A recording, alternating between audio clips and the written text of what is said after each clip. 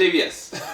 This is SAL0320. So I am about to do a spoiler-filled review for The Flash. This is the 19th episode, Back to Normal. There are spoilers. So if you've not seen the episode, which was actually a pretty good episode, I gave it a 9 out of 10. Take this, put it in a watch later, come back to it, because I'm about to go in some heavy spoilers here. Alright, here we go.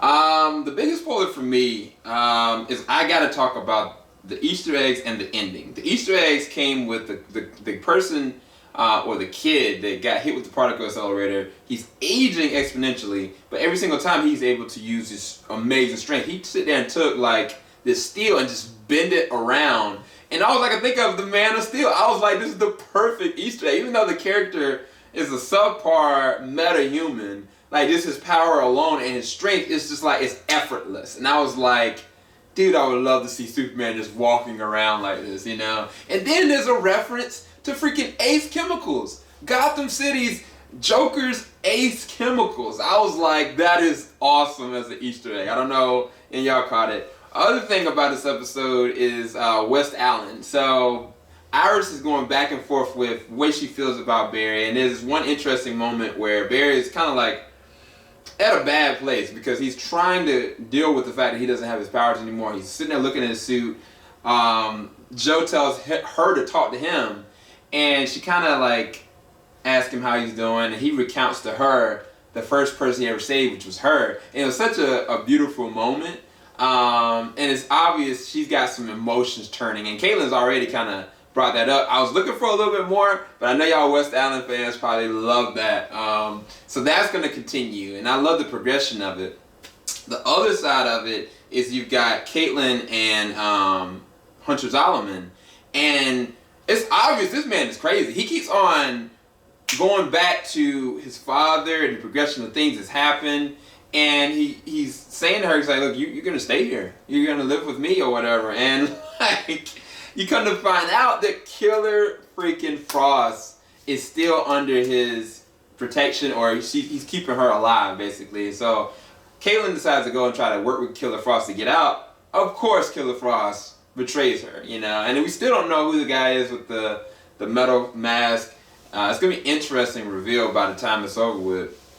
I guess it's not going to be freaking Barry's father because we see him later on.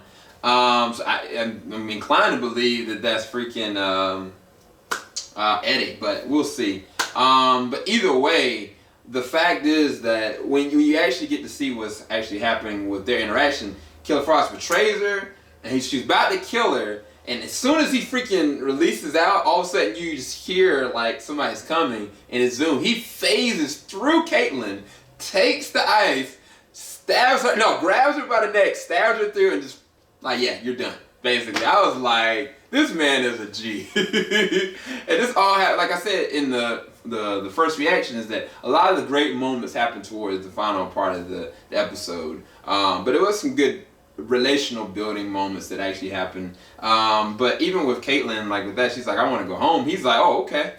Yeah, he just kind of loses it for a second. He's like, all right, I've taken care of this world, so I'm just going to go ahead and wipe everything away. Oh, yeah, let's go to your world. Okay. I was like, this man is a class A psychopath. And I was like, I don't know where he gets his darkness from either. So it's going to be a mess because Barry is in a bad place. But when Harrison Wells drops, if y'all know the freaking Flashpoint where Barry Allen goes and tries to recreate this whole entire scenario all over again, burns himself alive, and then he's sitting in this situation, I was like, that to me was what Harrison Wells was kind of petitioning for him. And then when you see the actual preview, I actually did a reaction to that.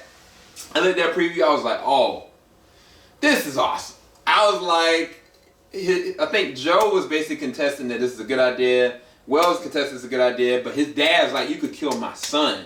And you just sit there and seeing Barry electrocuted. I was like, oh my gosh. So I'm excited for it. I don't know what's going to happen, but definitely I think the latter part and everything kind of pushed the envelope for me to giving this a 9 out of 10. I was going to give it an 8.5, but I'll go ahead and give it a 9 out of 10. It was a really good send-off for what's going to happen next. And so I'm thinking the next episode is going to be freaking bonkers. The other thing that happens is freaking Wally is just on his heart. He's like, you just don't understand. This man gave me another chance. He's talking to Joe. He's adamant about it. He's like, I really want to earn my keep in an extent.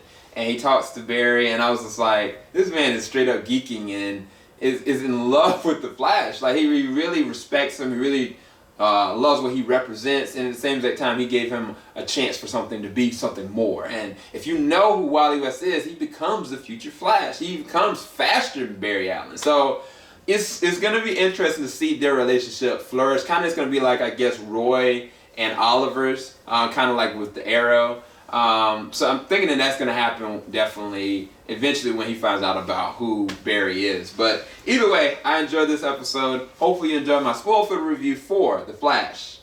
Back to normal. Keep it locked. JVS, we ain't gonna stop. Y'all have a blessed night. Peace.